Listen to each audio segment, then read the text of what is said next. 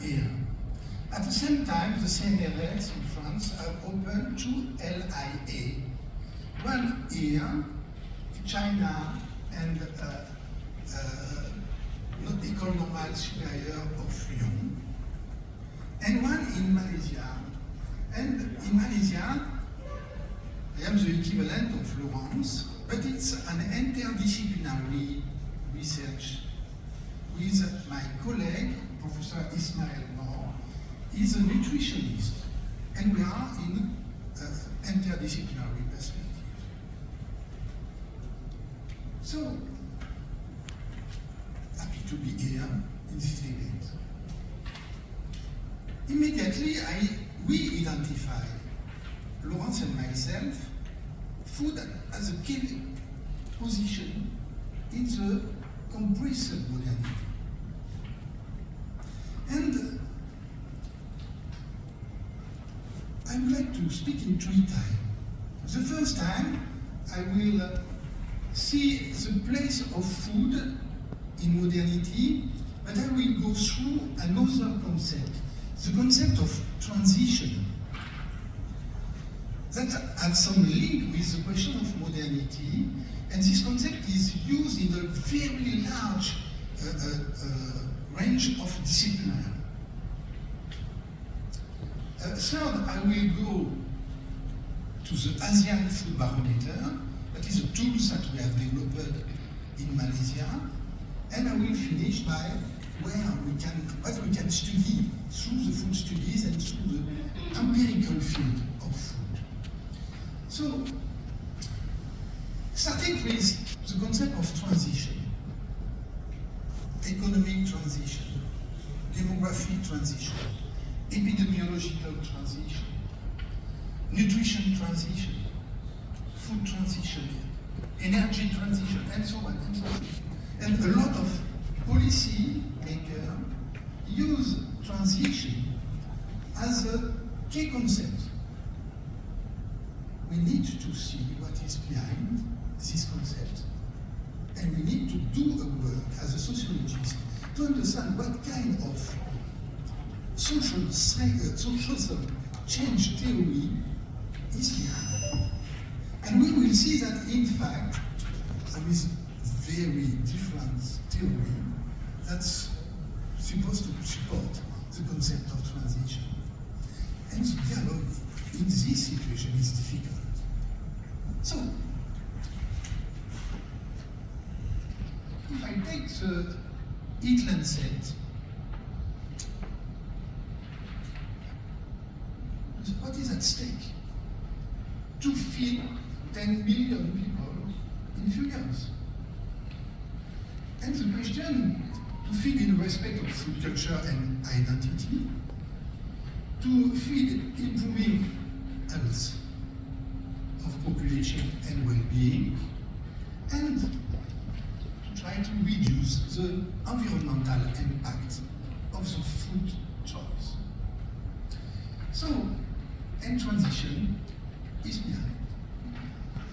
Yesterday I was in the National Museum in Seoul, and I followed this book, James Hale, Korean Transition. Years after, the same author, Barry Hopkins, changed the vision and proposed another understanding of the transition.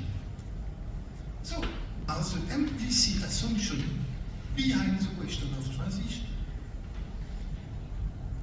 Transition takes place between 2 stable stages.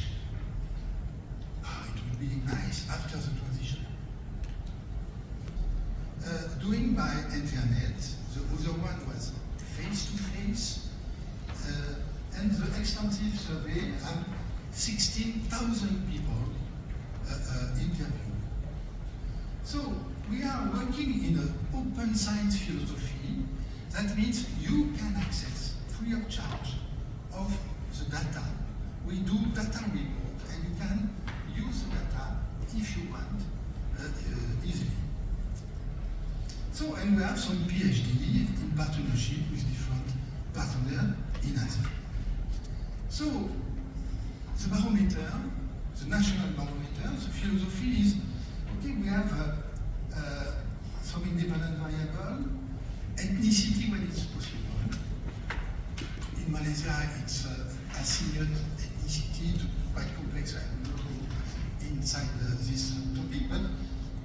is that urbanization, emergence of middle class, demographic transition, transformation of the family structure and family organization, and the stilization of the consumption.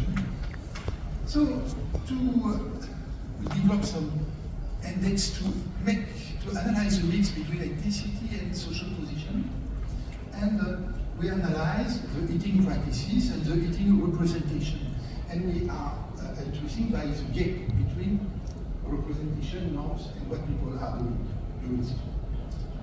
So why food practice could be interesting? Because it links with the labor market and the transformation of the labor market.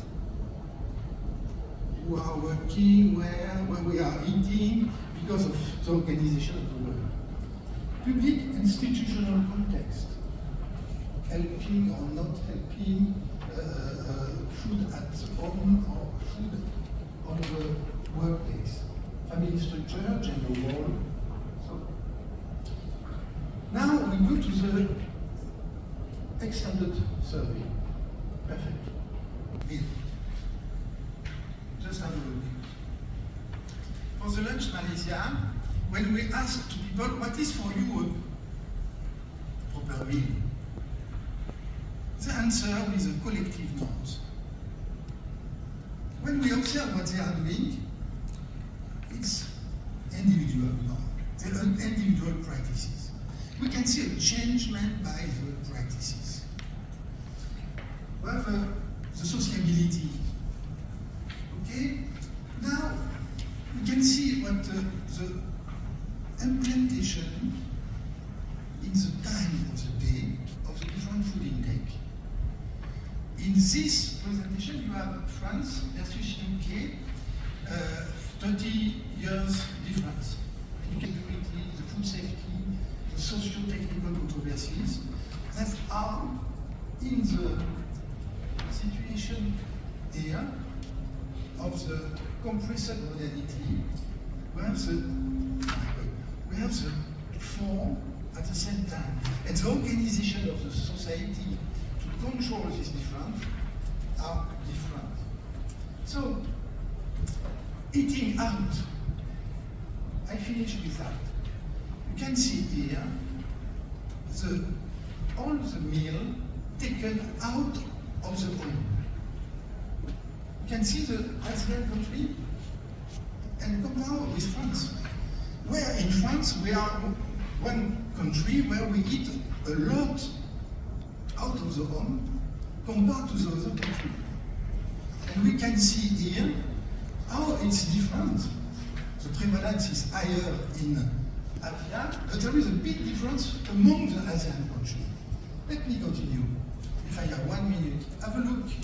The proportion of meal eating out, and including, we have the feeling in Europe that in Japan we eat out a lot. It's true in Tokyo. But if we take Japan in the home, it's not so true. And we can see the difference. If I continue, you have here the breakfast at home or outside of home. You can see here the transformation. Yes, thank you. Okay, I will finish. If we compare certain countries like Singapore, or a part of China like Hong Kong, we are very surprised by the organization of the food market. That is in Singapore very close to Germany. That means supermarket and no market.